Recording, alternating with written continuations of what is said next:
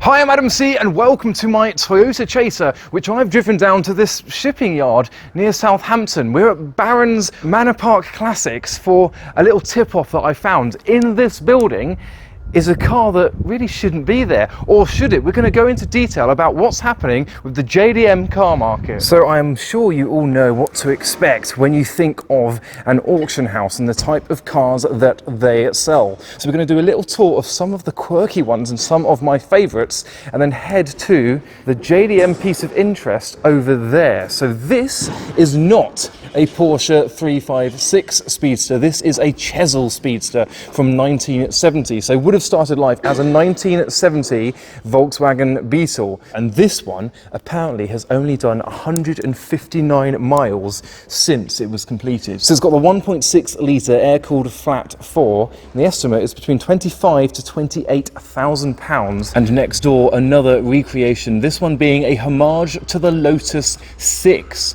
So the Lotus 6 came before their famous Lotus 7, and this is created by Tiger, called the Tiger HS6.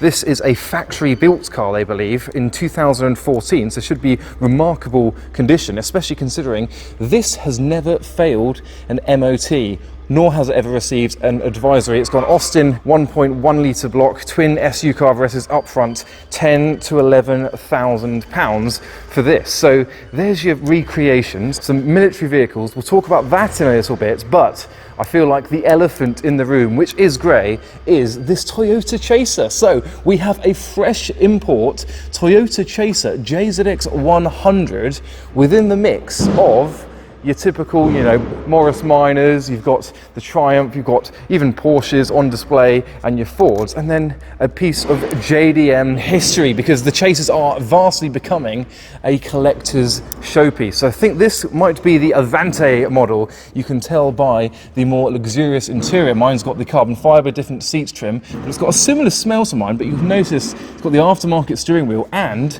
6-speed manual conversion. So I think that is a Toyota Supra gearbox and also a Toyota Supra engine. So this is the naturally aspirated 2JZ. So not the 1JZ or the 1JZ turbo that was fitted to the Tourer Vs. This is an NA 2J that was fitted as standard to the Avante models. But this one, I believe, has a Vertex body kit.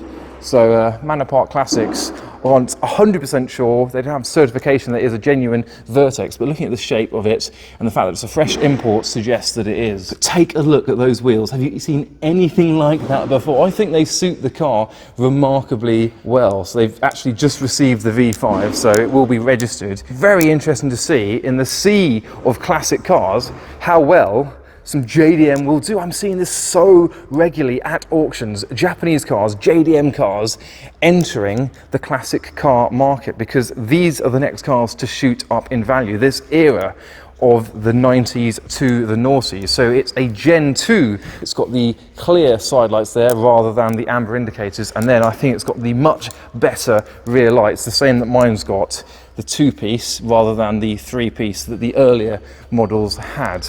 And it's got that exhaust there exiting diagonally. It's done 145,000 kilometers, which is only 90,000 miles. It's got an MOT till December. It's got Blitz induction kit, uprated radiator, and coilovers, giving it that stance. So we can have a little glance at, for me, an unfamiliar sight, seeing a VVTi still, but 2J 3-litre NA engine. So obviously on the 1J the turbo would be down there, and there's just a lot of space here. That's where your induction kit is.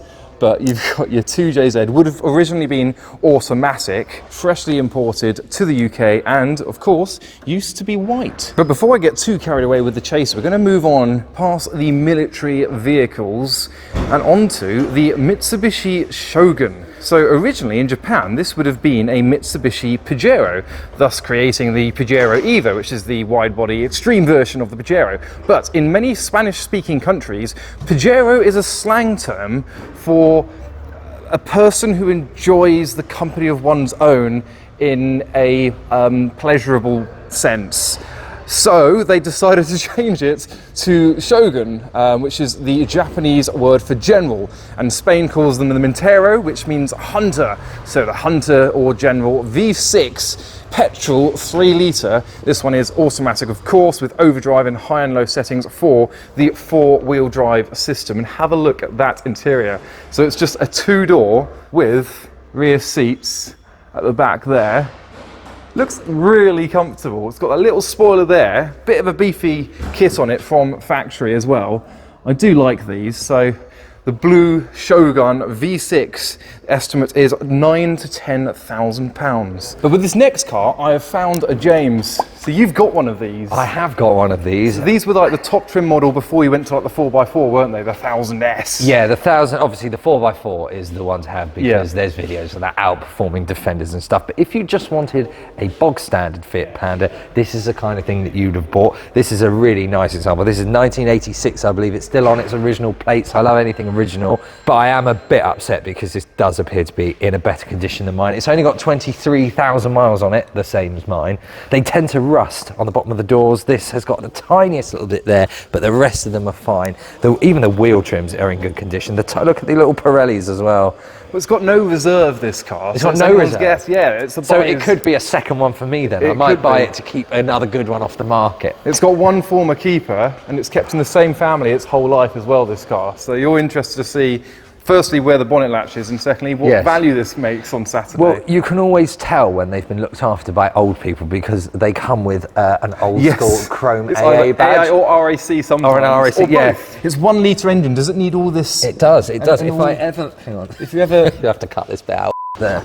Oh wow, how very quick of you to find we'll the act like latch. We'll act like I've done this already. That didn't take two and a half minutes. Here's one I opened earlier. Oh my goodness. This tiny little engine in there. So you've got the battery, you've got the spare wheel, and then an airbox that takes up more space than the back of the engine. And here's your big airbox. Yeah. But they are simple to work on. When you move this tyre out the way, look, the gearbox is just... down? No, the gearbox is just there. Anything that you need to do is just is an easy job on this. But I love, they've even curved the washer bottle round to fit the tyre. Amazing. So they were a really thought out little car, but really obviously very popular in Italy. Very rare here now though, because most of them succumbed to rot. Succumbed to rot. But in a similar colour, although this is meant to be blue metallic is the name of it. Originally it was green, they reckon, but another green car. We've got this Aston Martin DB7 Vantage. So the Vantage is the V12 variant of the Aston Martin. It is a Volante as well, so many V's, so much alliteration. So the Volantes are the convertible variants, and you've got rear seats there that cannot be used by most of the population of the world. This one is automatic. You don't get a lot of manual convertible variants of the DB7, but it's 6 litre V12, 420 brake horsepower and 400 foot-pounds of torque. Meant that this was over £100,000 when it was new in 2002, but now the estimate for this is only £8,000 to £10,000. You've got the buyer's premium on top of that, of course, but 8 to 10. And the previous owner has just spent £10,000 recommissioning this car, and now the estimate is only about £10,000 itself. It's still got a little bit of, corrosion in the usual spots, but mechanically it's all sound. And neighbouring the bargain of the day, we go from 6 litre to 6.2 with this V8 Chevrolet Camaro. This is the 50th anniversary edition. So it's got the 50 badges on the side there, and it's got the red accents on the bonnet, amongst a few other details to denote the 50th anniversary edition package. So this is a 6th gen Camaro, and they only made 118 UK spec versions of this. Still wrong-hand drive. They didn't do what Ford did with the Mustang, but this is a UK spec car, and only 10 of those had the 50th anniversary package. So it's 1 of 10, but following the American theme by the 8 Series. I think it's an 840i, this one. We've got the C4 Corvette from 1994. So it's got the 5.7 litre V8. It is automatic, but was first registered in the UK in 2003. That's when it was imported over. I mean, it's average condition, but a very usable classic Corvette, I suppose you could call it. £8,000 to £10,000, so the same price as the Aston Martin DB7 over there. And look at the rear stance of this Corvette. The rear wheels actually protrude out more than the bodywork, which I'm not sure MOT centres will be pleased with, but that is classic C4 vibes. These have always been a little bit cheaper than other generations, not quite as loved, but as a result, a great bargain V8 American cruiser. You can take the top off, I believe, on this as well.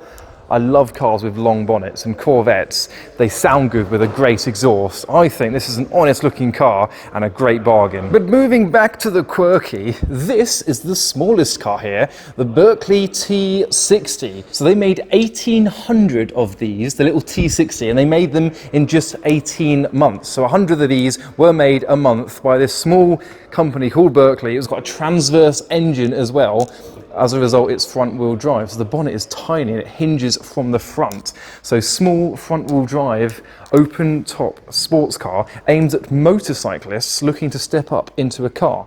As a result, look, it's only got 3 wheels. So a 328cc engine, an Excelsior Talisman 2-stroke engine from a bike.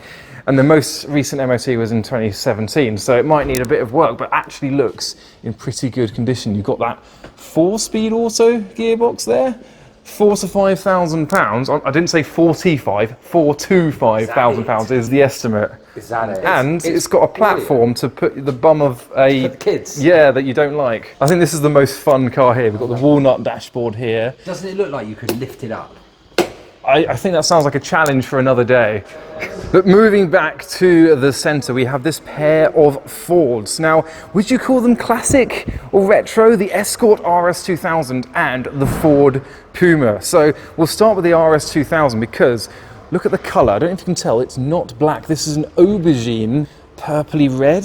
It's got the 2-litre straight 4, 150 horsepower, 5-speed manual transmission, estimate between 7,500 to 9,500 pounds. But the RS2000 was like, you know, the top of the range before you get into the stupid models. It's got the Recaro seats and even RS badging on that sill as you get in to the car. And the curvaceousness of the spoiler, the shape of it, is almost matched by the Ford Puma. So this was a Ian Callum design.